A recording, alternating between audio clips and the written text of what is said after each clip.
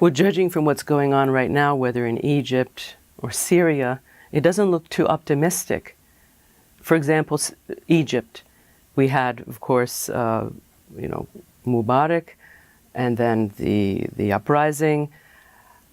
Mohamed Morsi won fair and square, the Islamist candidate, and now we have the equivalent of a military coup, and the military seems to be really digging in its heels.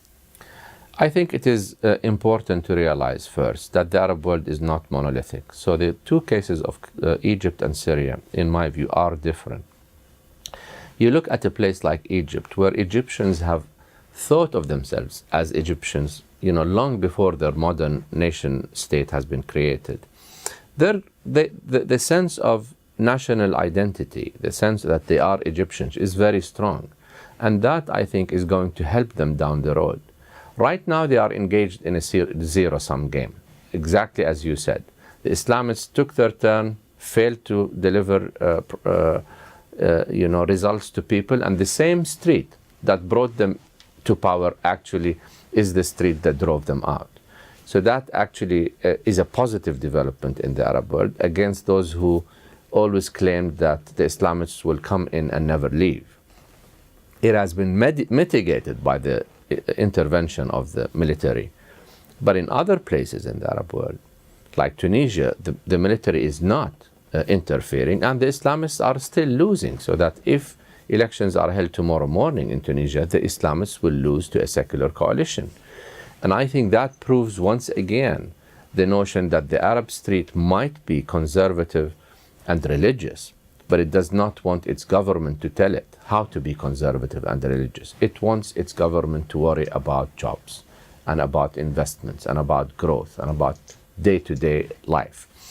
And so in a place like Egypt, whereas I think this tug of war is going to take place maybe over 10 or 15 years, in the end, I think both sides will realize that the only way forward is to work together.